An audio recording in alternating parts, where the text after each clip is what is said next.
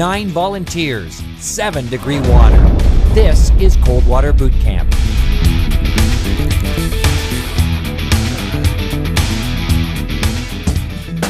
Nine hardy volunteers have been selected from across the country to be subjected to icy cold water and teach them how to survive an accidental cold water immersion.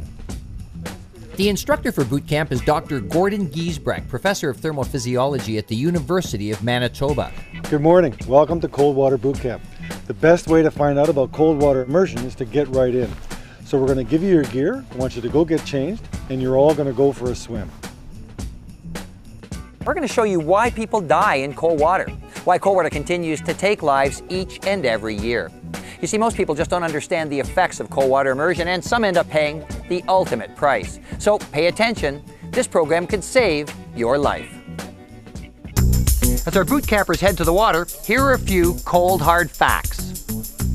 A recent study of drowning statistics by the Life Saving Society revealed that when it came to boaters, 60% drowned in water under 10 degrees, and 34% drowned in water between 10 and 20 degrees. What makes it even more chilling is the fact that 43% were less than 2 meters from safety.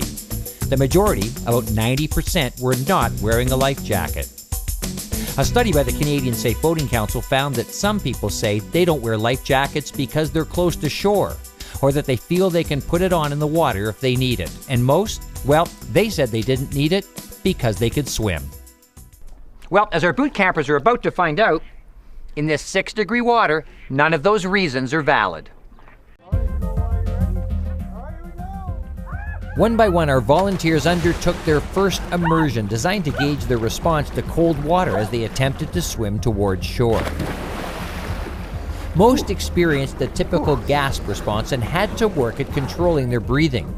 But eventually, cold, tired muscles made swimming difficult, and the rescue swimmers moved in to take them back to shore, where specially equipped emergency tents were waiting.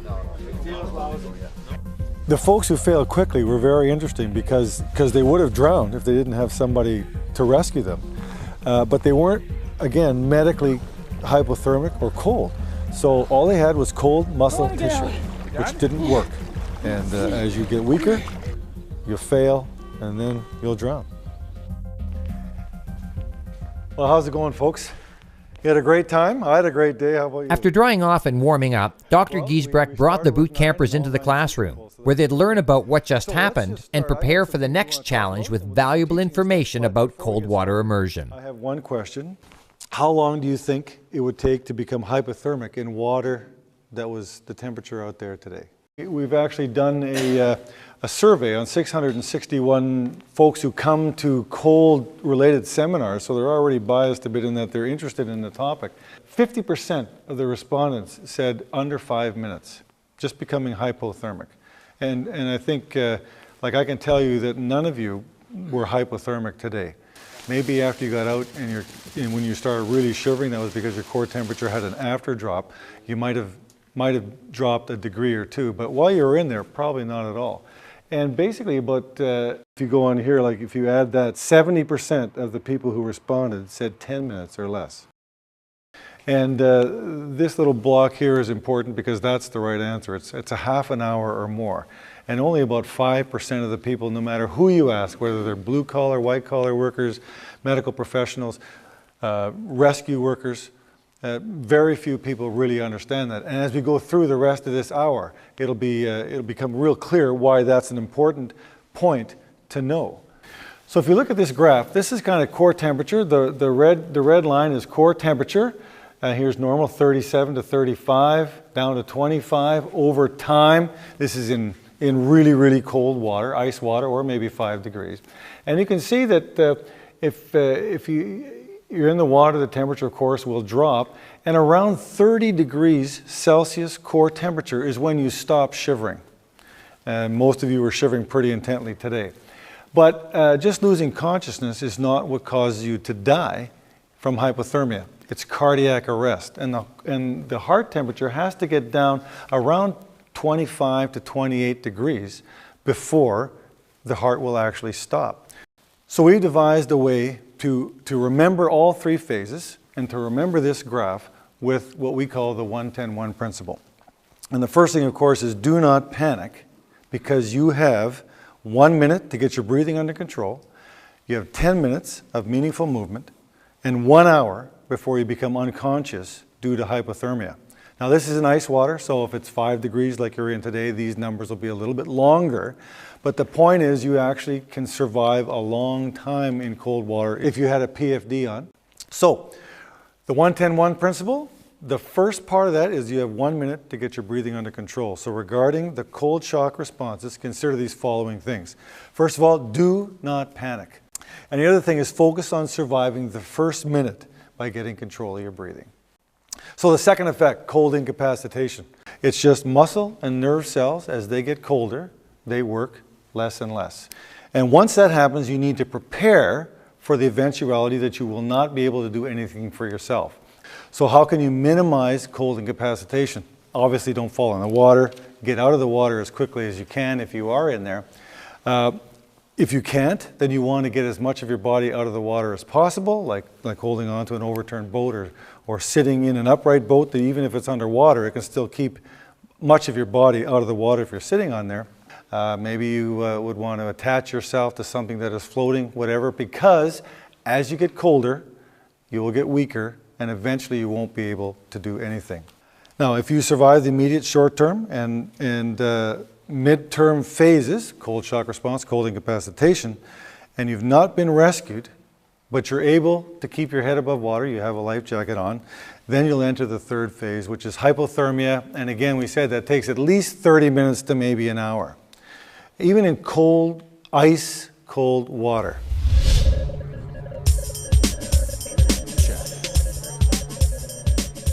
An excuse many people use for not wearing a life jacket is if they ever ended up in the water, they could put one on.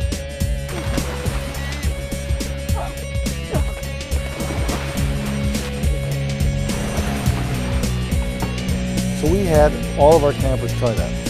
And although they all did get it on, it was difficult for all of them. Today we had our campers do several tests. Some of them are speed of movement tests, strength tests,